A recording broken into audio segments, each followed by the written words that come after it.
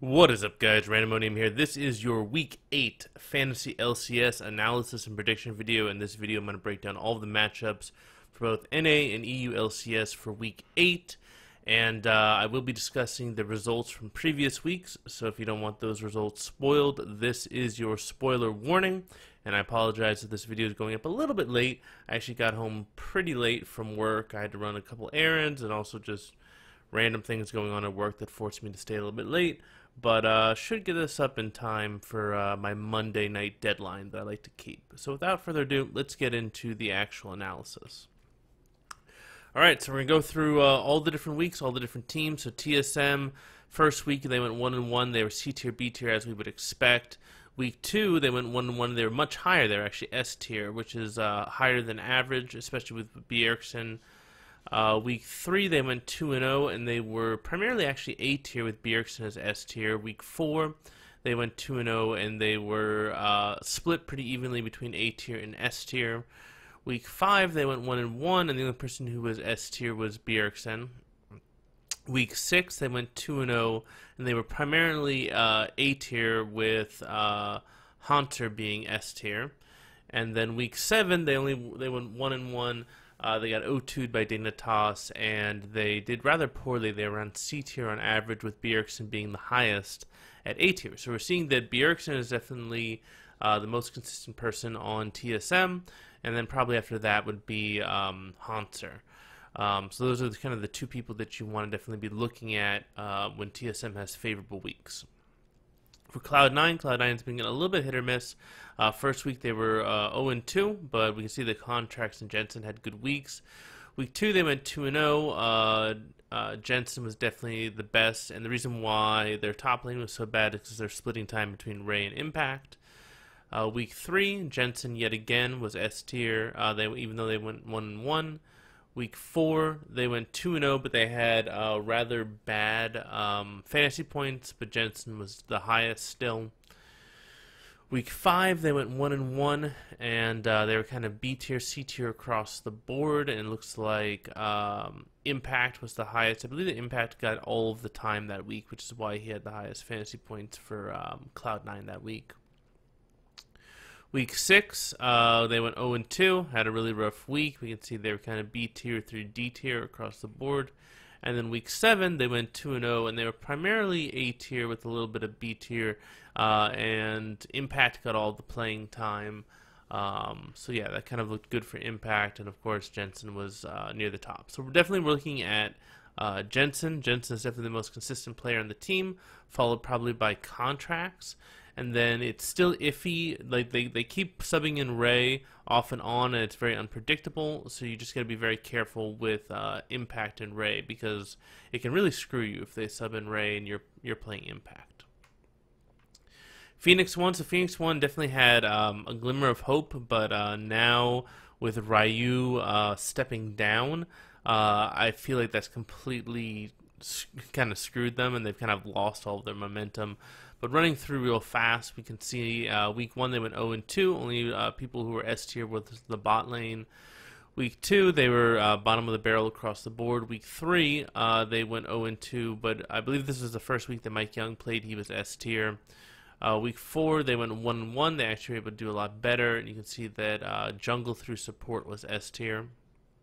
Week 5 they went 2-0, but the only person who was S tier was Mike Young yet again.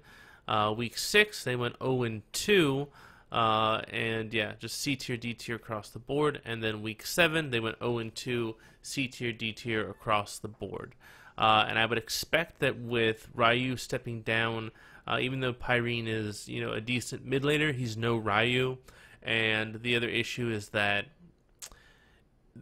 there's a lot that has to go on with, integrating with the team and understanding how the team plays together. And if you're subbing out, like Pyrene has not played with Phoenix 1, so it's going to take him some time to get ready, and it's just kind of too late in the season to really integrate him into the team. So I feel like Phoenix 1 is gonna struggle for probably the rest of the split.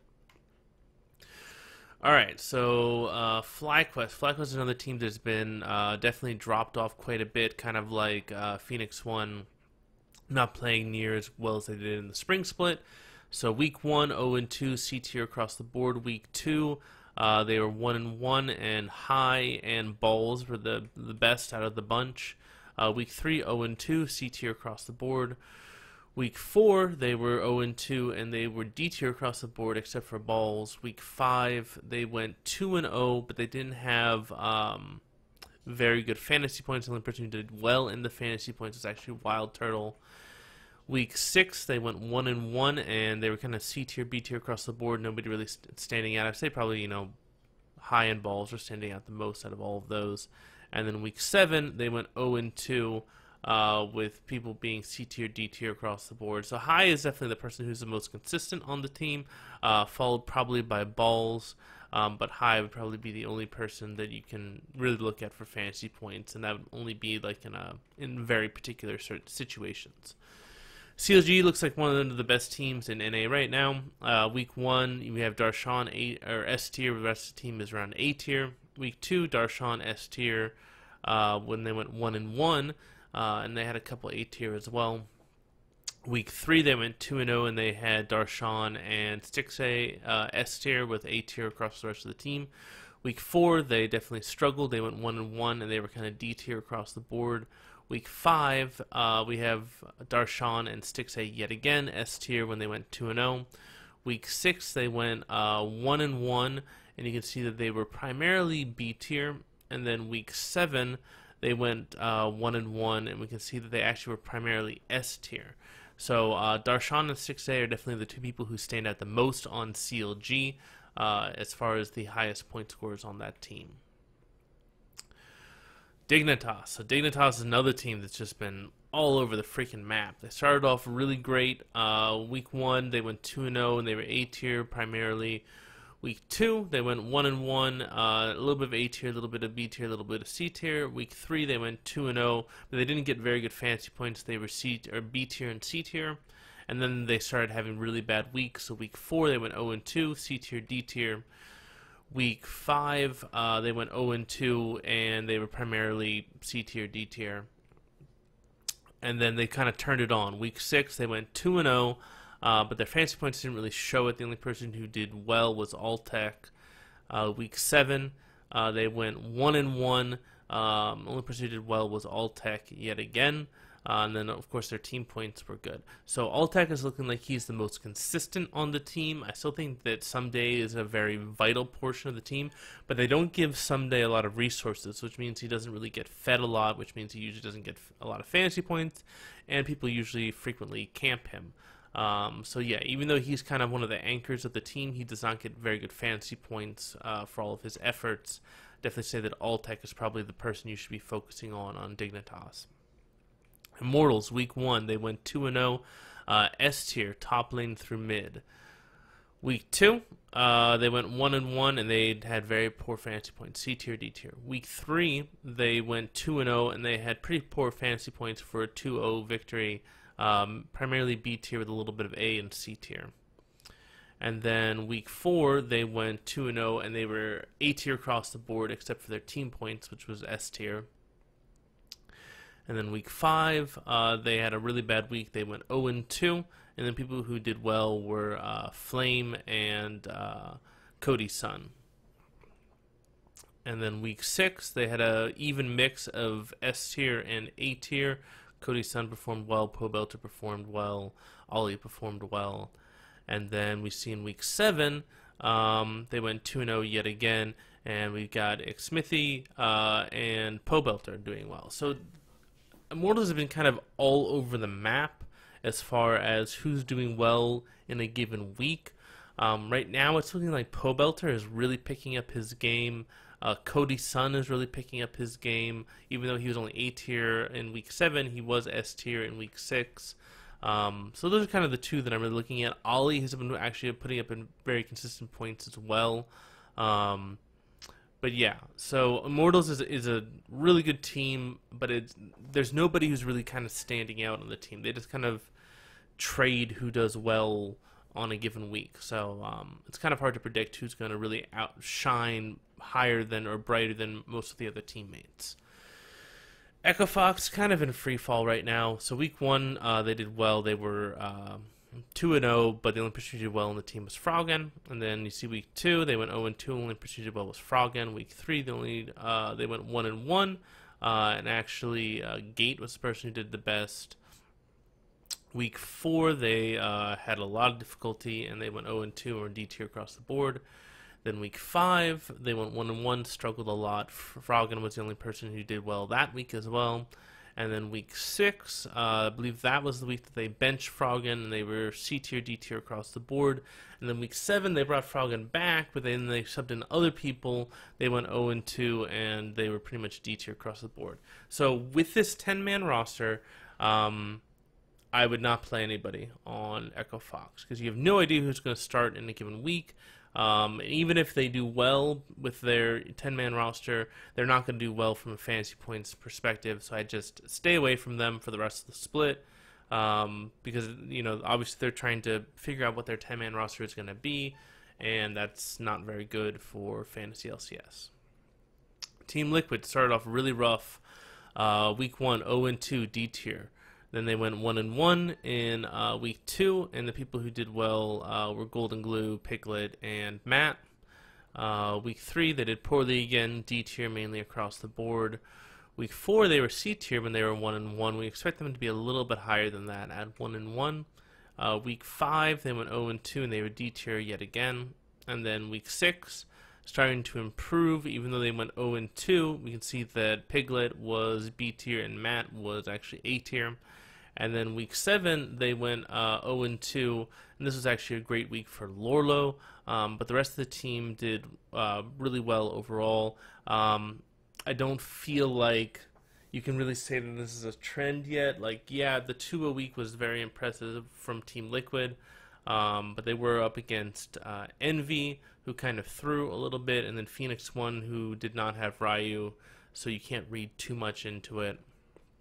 And then finally we got Envy, which is another team that is just all over the freaking map right now. If we go back to week 1, they went 1-1, C tier, B tier across the board. Week 2, they were B tier across the board at 2-0. We'd expect them to be higher at 2-0 than just B tier.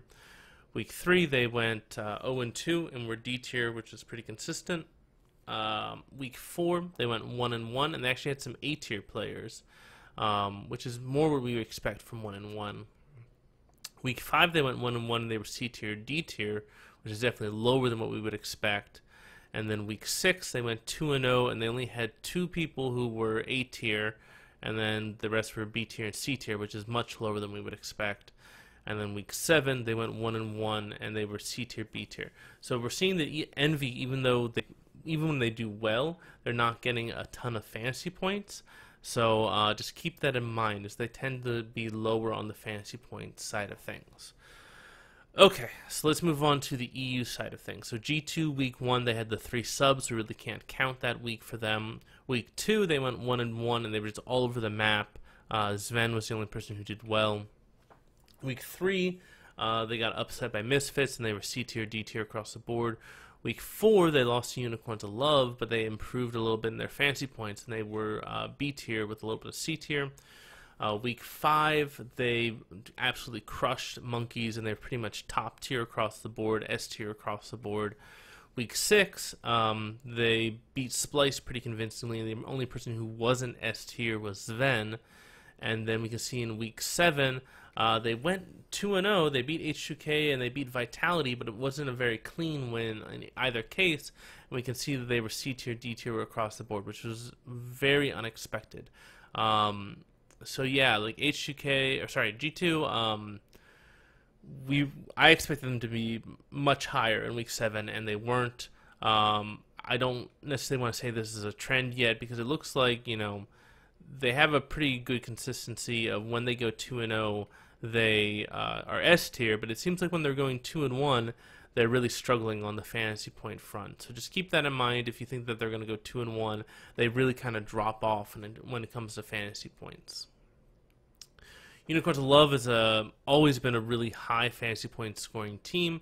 So week 1, they smashed Vitality. They were S tier across the board except for top lane. Week 2, they went 2-0, and they were S tier primarily except for Exile, who really struggled that week.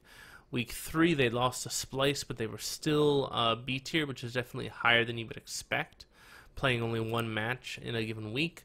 And then week 4, they beat G2, but they actually got very few fantasy points. They actually got less fantasy points than G2, which was unexpected, but people tend to score less fantasy points against G2. Week 5, they went against Ninjas in Pajamas, and they didn't look as clean as we would expect. They were only A tier, and they dropped a game against Ninjas in Pajamas. And then in week 6, they were able to beat Misfits, but their fantasy points definitely were not that good. C tier, D tier across the board. And then in week 7, they went 1-1. They beat Rockcap. They lost to Fnatic, and the only person who did well was Xerxes, and he was only A tier.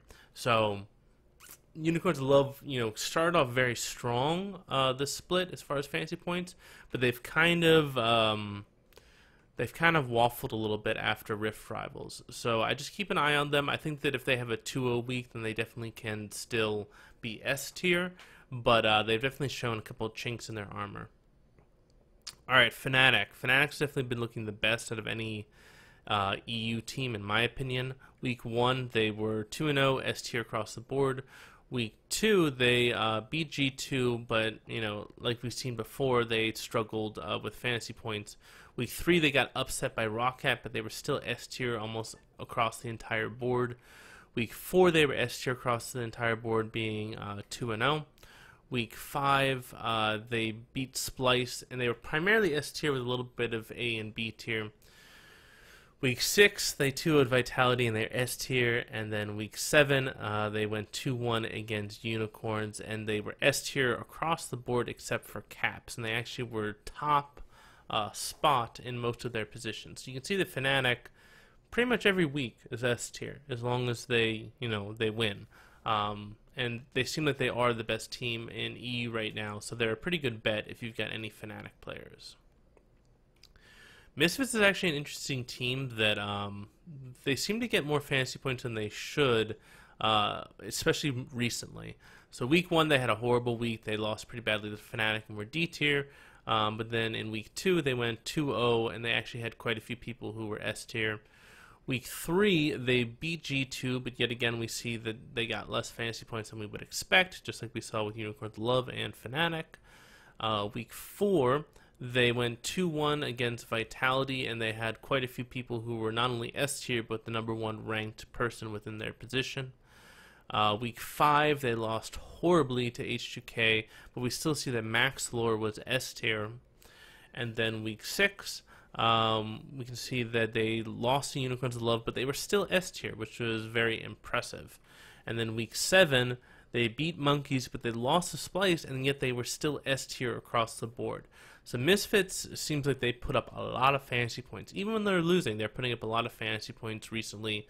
So they are a safer bet in the EU scene, even if they're in a losing matchup. So just keep that in mind, that they tend to score more fantasy points than they probably should, given the record that they have. H2K is another team that I think is one of the best in EU. Week 1, they were 2-0, and they were S tier across the board. Week 2, they lost to Unicorns of Love, and Yankos and Odo were still S tier, but the rest of the team was C tier. Week 3, they went 2 against Vitality, and they were primarily S tier across the board. Week 4, they lost to Fnatic, but they beat Ninjas, and they were kind of B tier, which is what we would expect them to be. Week 5, they crushed Misfits, and they were kind of split evenly between S tier and A tier, which is what we would expect, maybe a little bit higher. And then week 6, they crushed Rockcat, but they actually dropped off in the fantasy points. And I think this was because the game lengths in those games were pretty short, so they weren't able to rack up a lot of kills. And then week 7, they lost to G2, but they still were able to put up S tier kind of points. So H2K actually broke the trend. So we saw that Unicorns Love, Fnatic, and Misfits, when they went up against G2, they scored less fantasy points than we would expect. And then H2K actually scored more fantasy points than we would expect. So that actually looks really good on H2K's part, that they were able to put up that many fantasy points. All right, so Splice is another one of those teams that is hit or miss. They're either D tier or they're S tier, just depending on what their week is. So say week 1 they were D tier, week 2 they were primarily S tier, week 3 they were primarily S tier, week 4 they were primarily S tier, week 5 they were D tier, week 6 they were D tier, and then week 7 they went 2-0, but they were only B tier on average. So week 7 was an anomaly, and it's a question of, is this the new norm for Splice, or is this just an anomaly? This is just 1 week. So we're definitely looking at week 8 to see whether Splice is going to go back to being this kind of trend of either being S tier or D tier, or if they have kind of evened out a little bit, kind of stabilized a little bit.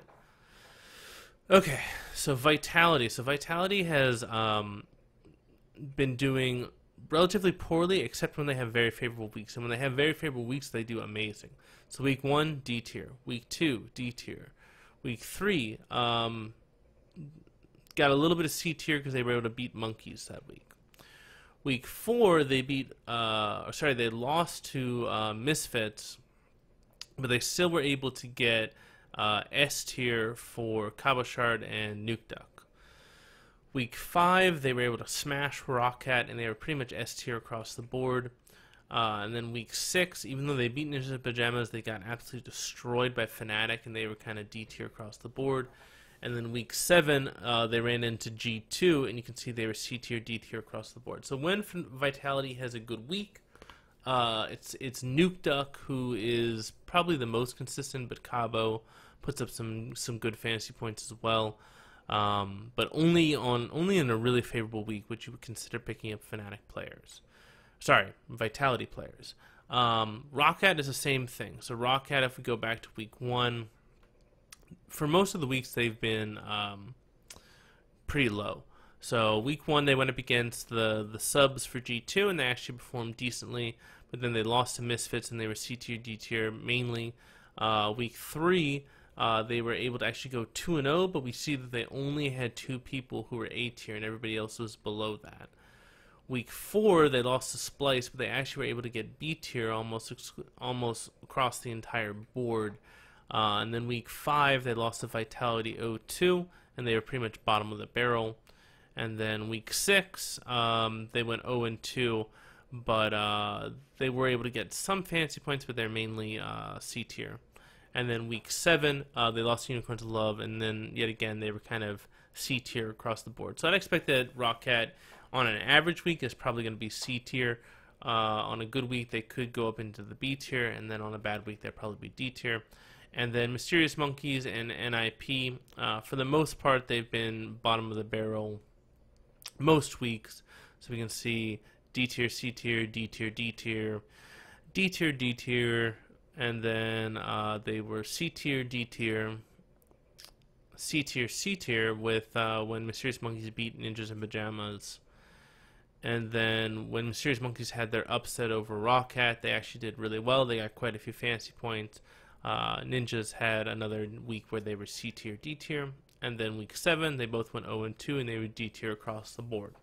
So Monkeys and Ninja Pajamas, I'd say Ninja Pajamas avoid completely. Monkeys, you might consider picking them up in certain weeks and certain matchups. Okay, so with all that information, let's go into week 8. So week 8, my S tier teams are G2, Unicorns of Love, CLG, and Cloud9. G2 is going against Ninjas in Pajamas. I think that they're going to smash Ninjas in Pajamas. It should be an S tier week for them. Unicorns of Love is going up against Mysterious Monkeys. I think that's another matchup that they should win pretty handedly. CLG is going against Envy and Phoenix 1. Envy looked a little bit shaky last week, so it's a question of whether or not they're going to rebound. I think that'll be the harder of the 2 matches for CLG this week. Phoenix 1, I think, is kind of in a free fall. With Pyrene subbing in for Ryu, it's a question of whether or not they can stabilize in time. And then Cloud9 is going against Team Liquid and FlyQuest. Even though Team Liquid looked better last week, I do think that Cloud9 is still going to beat them, and I do think that Cloud9 will beat FlyQuest as well. For my A-tier teams, I have TSM and Immortals. And both TSM and Immortals have very favorable weeks, so just keep that in mind. They've got very favorable weeks. They could definitely be S tier. It's just that they don't have as favorable weeks as G2, Unicorns of Love, CLG, and Cloud9. So TSM is going up against FlyQuest and Envy. So I do think that they'll be able to win both of those matchups. But they might lose a game, maybe against Envy. Immortals, they're going against Team Liquid and Dignitas. I think that Immortals will beat Team Liquid pretty easily. Dignitas might give them some trouble. They might take a game off of Immortals, but I do think Immortals will be victorious. For my B tier teams, I've got Fnatic, H2K, Rockcat, and Vitality. So Fnatic is going against Misfits. I do give Fnatic the edge, which is why they're the furthest over as far as the risk reward is concerned. But they are still high risk, because if Misfits is able to take a game off of them, that can really hurt Fnatic's fantasy points. The same is true with H2K. They're going up against Splice. I do think that H2K will be able to beat Splice, but it's definitely higher risk, higher reward, especially if Splice takes a game off of them, which is entirely possible. Rockcat is going against Ninjas in Pajamas. It's their only match for the week. I do think that Rockcat can win that one, and if they're able to 2-0 Ninjas in Pajamas, they could get relatively high fantasy points. They could be A tier, maybe even S tier in a couple of positions. And then finally, Vitality is going against Mysterious Monkeys, and I do think that Vitality can win this matchup, but Monkeys has looked better than Ninjas in Pajamas, so I think that it is a riskier matchup for Vitality than it is for Rockcat. For my C tier, I've got Dignitas and I've got Misfits. So Dignitas is going against Immortals and Echo Fox. I think that they're going to struggle against Immortals, but I do think they will be able to beat Echo Fox, so that kind of puts them around that C tier where they're going to have one win and one loss. Also, Dignitas has kind of struggled a little bit from fantasy points perspective. I think Altec has been probably the best in recent weeks. And then Misfits is going against Fnatic, which is definitely an incredibly hard week, but Misfits has shown that they can pick up fantasy points even when they're losing. So if Misfits can take a game off of Fnatic, they could get decent fantasy points. As long as they can keep it close, they still might be worthwhile as a pick. And then for the D tier teams, I've got Phoenix 1, who's going against Echo Fox and CLG. Phoenix 1 versus Echo Fox is kind of a toss-up, because both teams are kind of in free fall right now, with, Phoenix 1 having Pyrene and then Echo Fox trying out their 10-man roster. It's kind of hard to say who's going to win that one. And then I do think the CLG is going to crush Phoenix 1. Splice is going into H2K, which I think is going to be a difficult matchup for them, which is kind of probably going to drive them down more into the D tier. Echo Fox is going against Phoenix 1 and Dignitas, which I think that the Phoenix 1 match should be pretty close. Dignitas, I do give Dignitas the advantage. Envy is going against CLG and TSM. Envy has been looking a lot better, but this is an extremely difficult week for Envy, which is why I think they're kind of too high risk, considering the teams that they're going up against. Mysterious Monkeys is going against Vitality and Unicorns of Love. They do have a shot against Vitality. I do not give them a shot against Unicorns of Love. Team Liquid is going against Immortals and Cloud9. Both of those matchups are going to be very difficult for Team Liquid. I do think that they're going to lose both of those matchups. FlyQuest is going against TSM and Cloud9, which is not much better. And I think that they're going to lose both of those matchups. And then Ninjas in Pajamas is going against G2 and Rockcat. I think the G2 will smash Ninjas in Pajamas, but I do give Ninjas in Pajamas a chance to get a game off of Rockcat, which could get them a few fantasy points. So that is it. That's your Week 8 analysis and breakdown. If you guys are interested in me doing one of those guess your ELO videos, definitely send me your replays at randomoniumreplays@gmail.com. If you have any questions, please leave a comment. I'll be happy to answer you guys. I'm always looking to do more videos. I'm still looking for suggestions for educational content. So if you've got an educational YouTuber that you feel like isn't getting the credit that they deserve, leave me a link for their one of their videos or for their channel in the comments below, and I'll try to make a top 10 video for July on educational content. And yeah, and I'm also working on the those subclass videos. I just finished the Enchanters video, and now I'm looking into Vanguards, Burst Mages are probably the two or maybe even also Wardens. I'm probably going to hold off on Juggernauts until Urgot comes out. I'll probably hold off on Assassins until Evelyn comes out, and then I want to do Divers, but Divers is just such a huge class, and it's going to take me forever to do. So anyway, I hope you guys enjoyed this video. If you did, please give it a thumbs up. If you like the content on the channel and you haven't subscribed yet, please subscribe. I hope you all have a fantastic day. This is Randomonium, signing off.